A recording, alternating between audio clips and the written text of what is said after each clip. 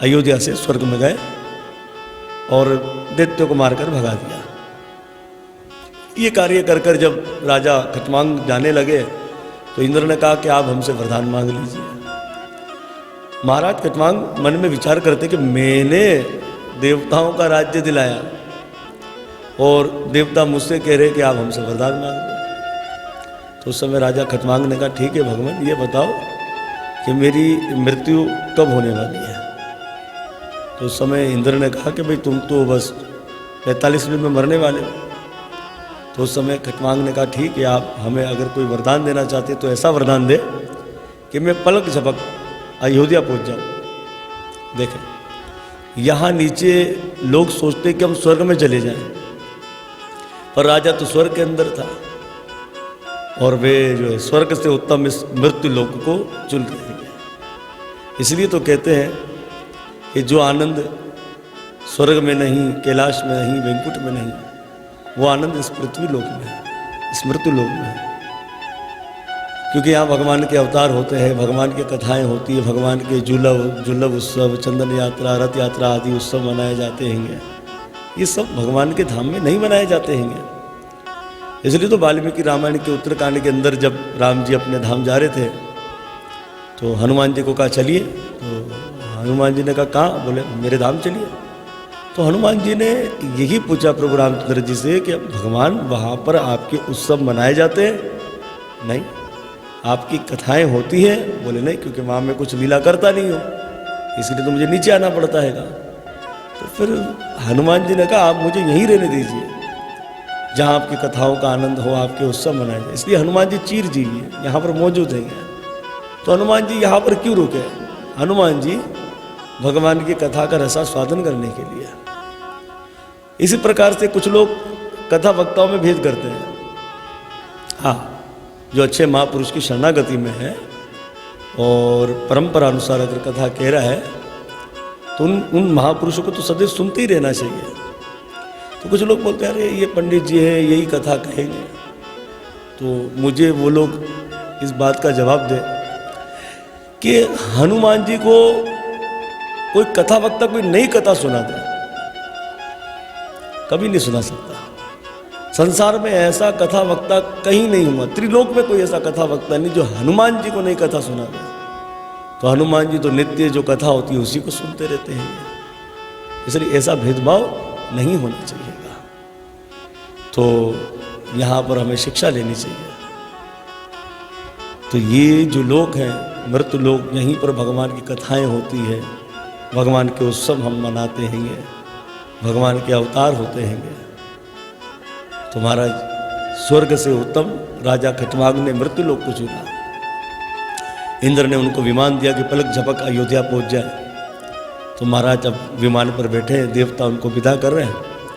सरयू में स्नान कर अपने पुत्र को राजगद्दी पर बिठाया और पुनः उस ही विमान पर बैठकर भगवान के धाम को जा रहे हैं।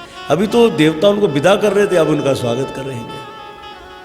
इस तरह से राजा खटवांग का चरित्र जो है परीक्षित महाराज को सुखदेव जी सुनाते हैं। किस लिए? कि राजा परीक्षित के मन में जो ये संशय है कि मेरी 7 दिन में मृत्यु होगी, मेरा क्या होगा। तो इस चरित्र को सुनाने का अर्थ ये है कि राजन तुम चिंता मत करो, जिसे अपना परलोक बनाना हो उससे एक मुहूर्त में मिल जाए तो बड़े भाग्य की बात है। तुम्हारे पास 7 दिन तो बहुत है, बहुत है 7 दिन। फिर राजा परीक्षित ने सुखदेव जी से भगवान के ध्यान के विषय में पूछ लिया। तो ध्यान के विषय में बड़ा सुंदर बताते हैं सुखदेव जी। तो सबसे पहले जो भगवान के वैराट के विषय में बता रहे हैं, पाताल, रसताल, महाताल, तलातल, सूतल, वीतल, अतल।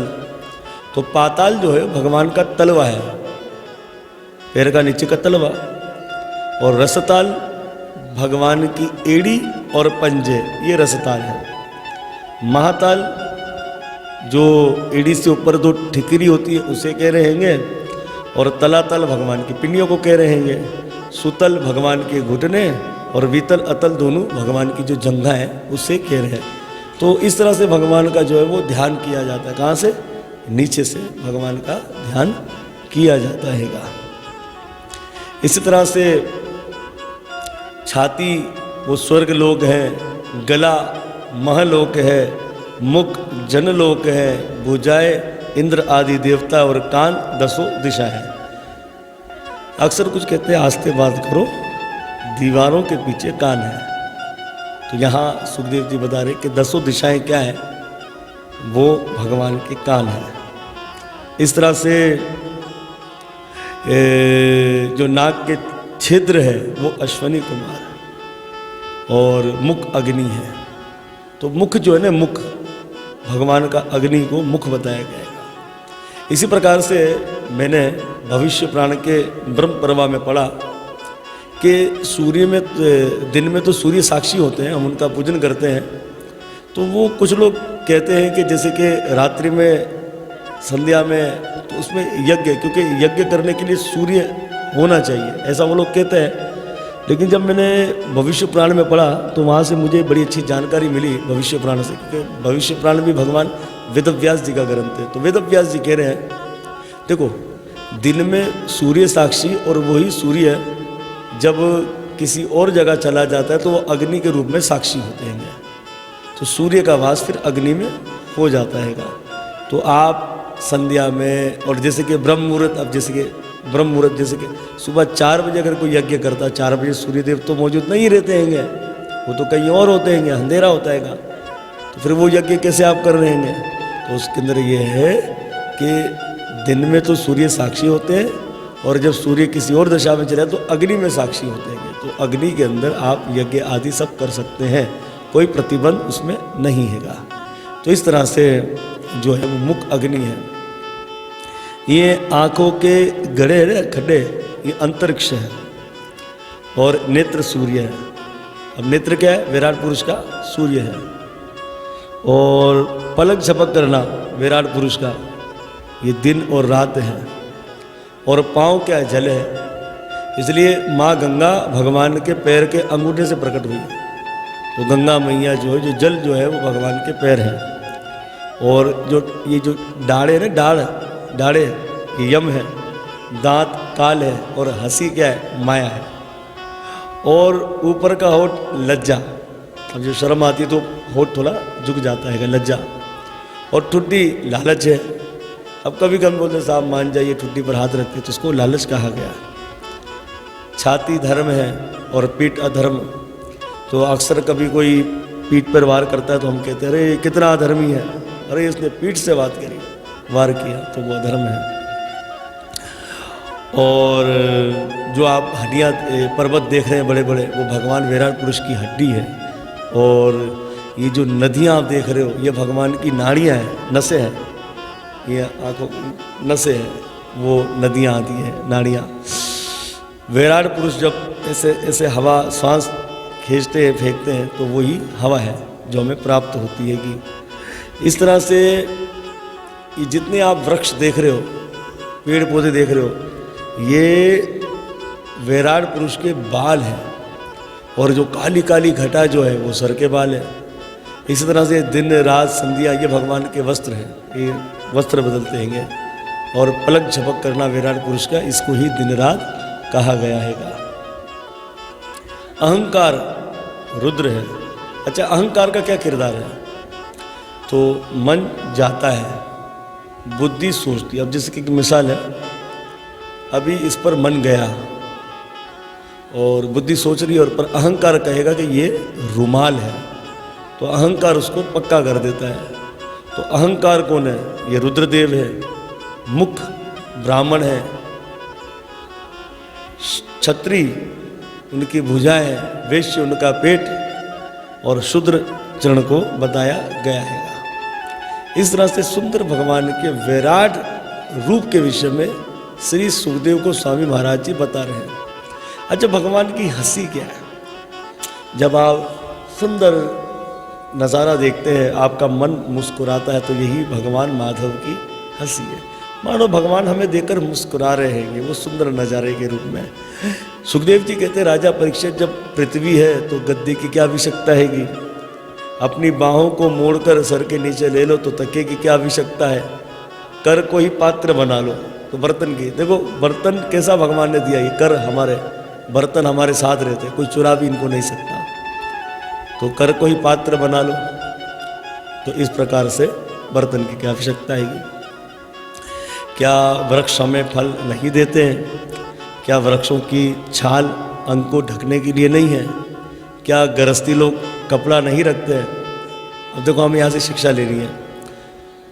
पहले ऐसा होता था कि अगर गृहस्थी कोई अपने लिए कपड़ा लेकर आता था, तो जिससे 7 मीटर में उसका अगर कपड़ा बन जाता है तो वो 8, 9, 10 मीटर लेकर आ जाता था, साथ रखता था, बाकी 2, 2.5, 3 मीटर लपेट कर रख देता था ऐसी जगह पर कि कोई ज़रूरतमंद आएगा अपनी ओढ़नी या उससे अपना लंगोट बना लेगा। तो इसी प्रकार से हमने बहुत पहले एक चीज़ देखी थी कि स्कूलों के बाहर कुछ हुक लगाकर और दीवार पर लिख दिया था मदद की दीवार, यानी कि जो कपड़ा आप नहीं पहनते तो वो कपड़ा आप यहाँ पर टांग दे, कोई ज़रूरतमंद आएगा तो उस कपड़े को ले लेगा। ये हमने अपनी आंखों से देखा। तो जब हमने देखा तो हमें याद आया कि सुखदेव गोस्वामी जी ने श्रीमद् भागवत के दूसरे स्कंद में ये बात कही है कि क्या गृहस्थी लोग ज़रूरतमंद को कपड़ा नहीं देते हैं? देखें, अब सुखदेव गोस्वामी जी तो ठीक कह रहे हैं, लेकिन यहाँ तो ऐसा हुआ कि जो वो ज़रूरतमंद के लिए कपड़ा रखते तो कपड़ा भी चोरी होकर लंडा में चला गया। तो इस प्रकार से सुखदेव जी की बात पे हम पे ध्यान देना चाहिए। तो हमें भी अपना एक हिस्सा ज़रूरतमंद लोगों के लिए निकालना चाहिए। दान एक अलग चीज़ होती है। किसी को सहायता करने के लिए जो आप धन निकालते वो अलग बताया गया है, तो इस बात पर ध्यान दें। तो यहाँ पर जो है सुखदेव जी बता रहे हैं। सुखदेव जी कहते हैं, राजा परीक्षित, क्या पर्वतों की गुफा नहीं रहने के लिए? और अब तो पर्वतों की गुफाओं में डाकुओं ने डेरा डाल रखाएगा। क्या नदियाँ जल नहीं देती? अब सुखदेव गोस्वामी जी तो कह रहे क्या नदियाँ जल नहीं देती, लेकिन सुखदेव गोस्वामी महाराज जी यहाँ पर नदियों को रोक रोक कर डैम बना दिए गए हैं। तो इस तरह से सुखदेव गोस्वामी जी राजा परीक्षित को वैराग्य धारण कर रहे हैं। क्या भगवान शरणागतों की रक्षा नहीं करते हैं? भगवान जिसको जहाँ देना है भगवान देते हैं। एक महात्मा जंगल में तप कर रहे थे। महात्मा की इच्छा हुई कि आज हलवा मिल जाए। जंगल में महात्मा को हलवा देने कौन जाए? तो महात्मा की गोद में एक केले का फल गिरा। महात्मा ने केले को छीला और खाया और कहा कि जय हो प्रभु, क्या गजब का हलवा आपने पैक कर कर भेज दिया। केला क्या हलवा? तो महाराज देखें, हम जितनी इच्छाएं बढ़ाएंगे इच्छाएं तो बढ़ती जाएगी। इच्छाओं को तो सागर की लहरों की तरह बताया गया। जैसे सागर की लहरें खत्म नहीं हो सकती, इस तरह से हमारी इच्छाएं खत्म नहीं हो सकती। इच्छाओं को मारना पड़ता है। इच्छाओं को बताया गया पग में लगा कांटा। अब किसी के पग में कांटा लग जाए, अब जब तक वो कांटा नहीं निकलेगा तब तक उसे सुकून मिलने वाला नहीं। इसी तरह से हमारी इच्छाएं भी कांटे के समान है। किसी ने मकान की इच्छा घुसा ली, अब जब तक मकान नहीं मिलेगा वो चुभन होती रहेगी। तो मकान का कांटा निकला तो दुकान का कांटा घुस गया। अब जब तक दुकान नहीं आएगी तो वो चुभन होती रहेगी। इसी तरह से किसी ने गाड़ी का, किसी ने धन का, किसी ने स्त्री का, किसी ने पुरुष का, किसी ने संतान का। तुम्हारा जितनी इच्छाएं आप बढ़ाओगे इतनी इच्छाएं बढ़ती ही जाएगी, इसलिए इन्हें मारना पड़ता है। इसलिए संत महात्मा कहते हैं, प्रभु हम तो आपके शरणागत हैं, आप जैसा चलाओगे हम तो वैसा ही चलेंगे। तो इस तरह से हम जितनी इच्छाएं बनाएंगे इच्छाएं खत्म होने वाली नहीं है। तो सुखदेव जी यही कह रहे हैं कि क्या भगवान शरणागतों की रक्षा नहीं करते? अरे जिस जगन्नाथ प्रभु ने माँ के पेट में दिया वो बाहर भी देंगे, केवल उन पर निर्भय रहना। अब देखें भगवान का ध्यान कैसे किया जाता है। भगवान का ध्यान सबसे पहले भगवान के चरणों का ध्यान किया जाता है। चरणों के बाद भगवान की पिंडी का ध्यान किया जाता है। पिंडी के बाद भगवान की जंघा का ध्यान किया जाता है। उसके